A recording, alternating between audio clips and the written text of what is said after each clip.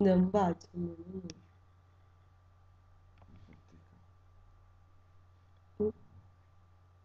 cioè tu la sera ti metti... Lei non lo so. Eh?